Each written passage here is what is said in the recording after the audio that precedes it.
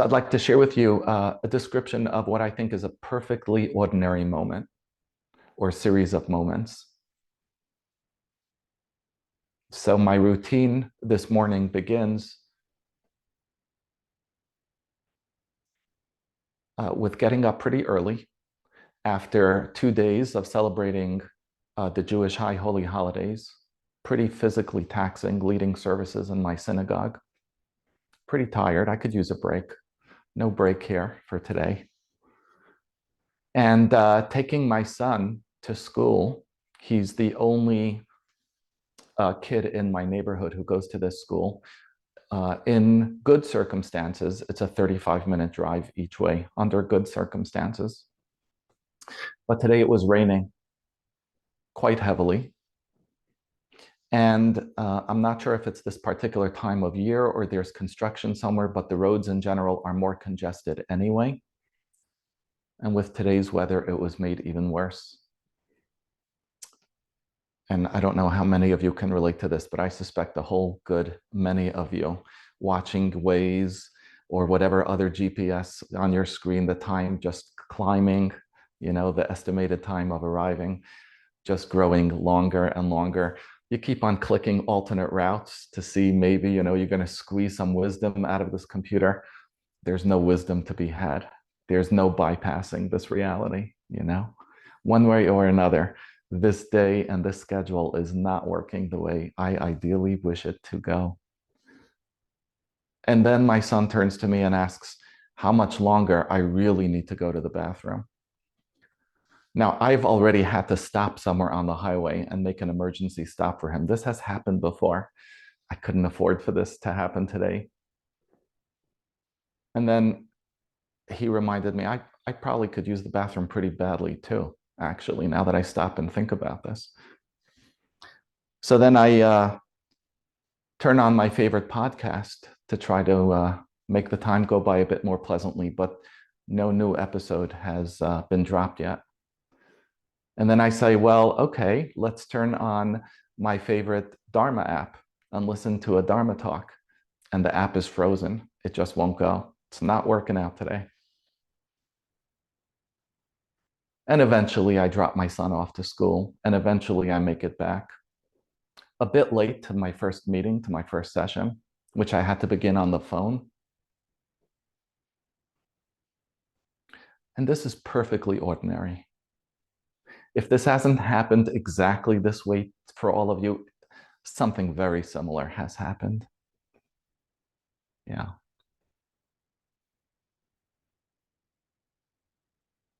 So when we work with Metta,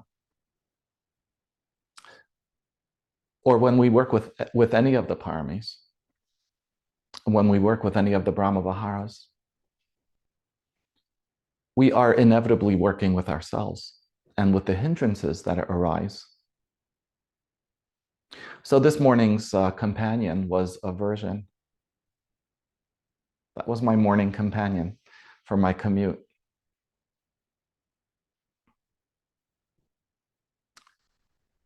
In the Buddha's words, and this is obviously a translation, and I'll say why I say that in a moment, hatred can never cease by hatred. Hatred can only cease by love. This is an eternal law. A hatred's a pretty strong word. I felt hatred, but in the ordinary moments of life, like the ones I just described, hatred isn't quite cutting it. It's not quite hatred, but it certainly is aversion. Maybe a nice sprinkling of ill will along with aversion. But when Buddha talks about hatred, he's talking about all of this. He's talking about anger and fear and guilt and impatience and grief and disappointment and frustration and dejection and anxiousness, despair, all of this.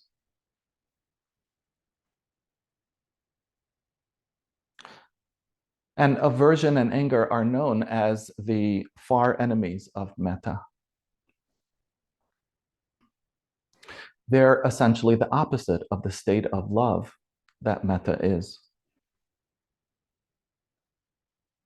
When Buddha describes aversion, he says, the state of aversion is a state that has great consequence, but is easily overcome. Well, it has great consequence. I think that part is pretty easy to understand. The reactivity that we can be vulnerable to going into, whether it's with our actions or with our words, as a result of the feelings that we're having and being in a state of reactivity around them. Most certainly, experiences of aversion and anger have great consequence, but they can also be easily overcome. That's interesting. I think that the reason they can be easily overcome, perhaps more easily than other states that we talk about, is because it is so easily and readily recognizable. It is so tangible. It's smacking us in the face if we're just willing to acknowledge it. Our frustration, our ill will, our anger, and the reactivity that we're having. It's so obvious. Teacher Sharon Salzberg talks about two potential ways that we can experience anger and aversion. One is in an outward direction, like the fingers are pointed outward. This is where we experience anger and rage at someone, at something, towards someone. There's a lot of energy, and it's very expressive. And then we can experience aversion where it's sort of going in the opposite direction. It's going in towards us. It's like a held in kind of a way that we're experiencing aversion. The energy around this aversion is like frozenness and paralyzing. And whether the object of that aversion is ourselves or another, we are containing that experience of aversion within ourselves, within our minds. We're not expressing it towards ourselves. We're not expressing it with ourselves or with another. And essentially, these are the same mind states, whether it's going outward or inward. It's the same mind states, just manifesting in a different way.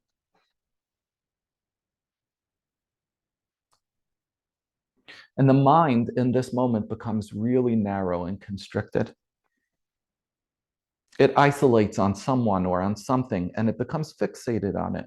We develop a tunnel vision in that moment. We don't see any way out. It becomes fixed. The experience is here, and it seems to be in the moment endless.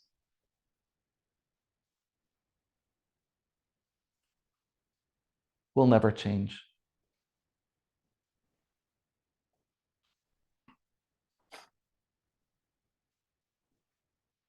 And through our metta practice and through our mindfulness practice, we can begin to see that there is an essential truth that is larger and more true than the subjective experience that we're having, which is that essentially everything rises and passes away.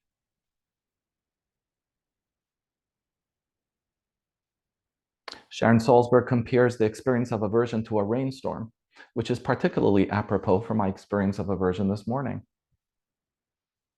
It arises and it passes away. It isn't really about I, me, you, or mine.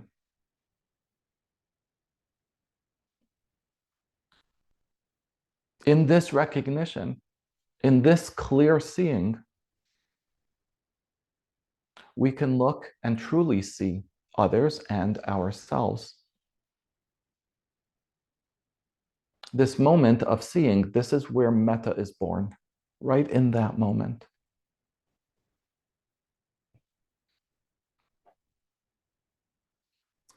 It's interesting when we think about aversion and ill will. I think that in general, in society, we have difficulty with this. What's the difference between feeling anger, for example, and venting anger, right? People say, I'm just venting. What is venting about? Even in the professional world of psychology and psychotherapy, We've had difficulty with this. I remember earlier on in my career where there were protocols for treatment for people that were struggling with their anger, where the professional would encourage them, take a pillow and punch a pillow, let your anger out. And then subsequent research showed that this wasn't very, very helpful advice at all. When we act in our anger, we are reinforcing these anger states. And yet, the alternative of holding it in, of suppression, of repression, is not helpful either. And this isn't what skillful practice is about. This isn't a practice meant for people that are anger aversive to find a way to bypass those experiences of anger, of rage, of aversion, in order to just be at peace at all times. I relate to that. I'm anger aversive. I have my own complicated history with people that had difficulty with anger. And I just don't want anything to do with ragefulness and extreme expressions of anger. And there is a part of me that's attracted to this practice, to these practices, in the hopes, in the fantasy, that I will rise and be above these types of mind and mood and feeling states. And yet, when I am able to hold myself with honesty and clear seeing without judgment, ragefulness is not something I'm immune to.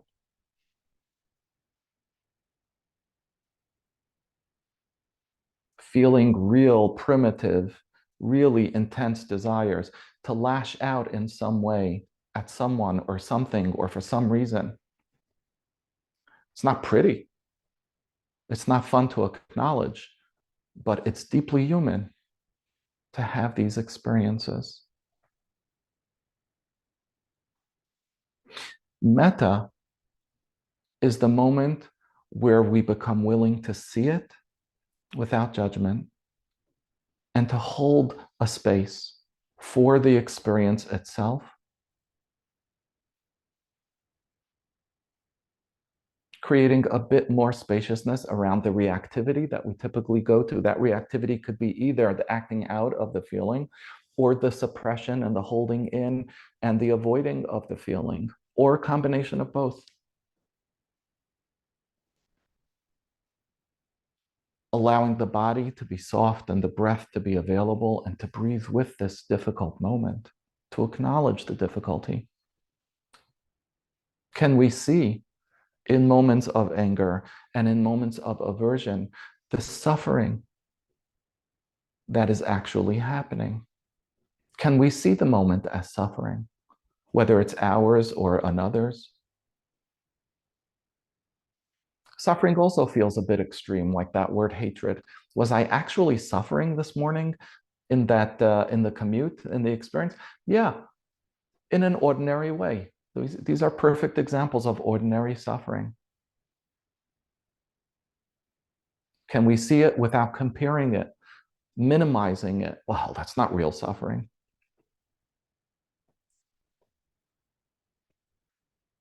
I'm involved with a nonprofit that supports sexual abuse survivors in my community. And one of the most painful things for me to hear is when members share that they have such a hard time acknowledging their experiences and the consequences it had, because my story isn't like her story or his story. I didn't go through what she went through. The difficulty that sometimes we have in acknowledging our own experience just for what it is, without comparing and without judging. And that moment is metta. Seeing ourselves with kindness, in truthfulness, and with eyes of understanding and care.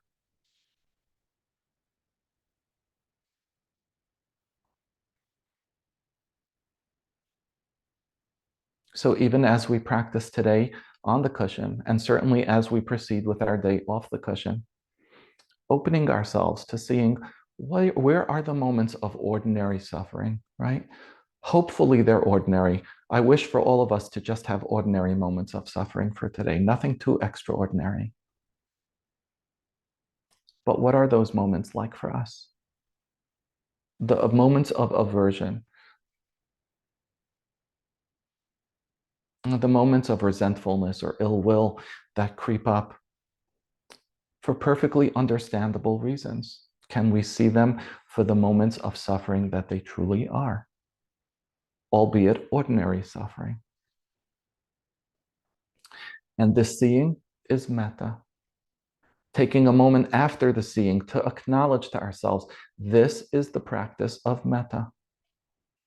This is the cultivation of the heart in how we relate with ourselves and with others. Piercing through the delusions and the hatred for clear seeing. Thank you.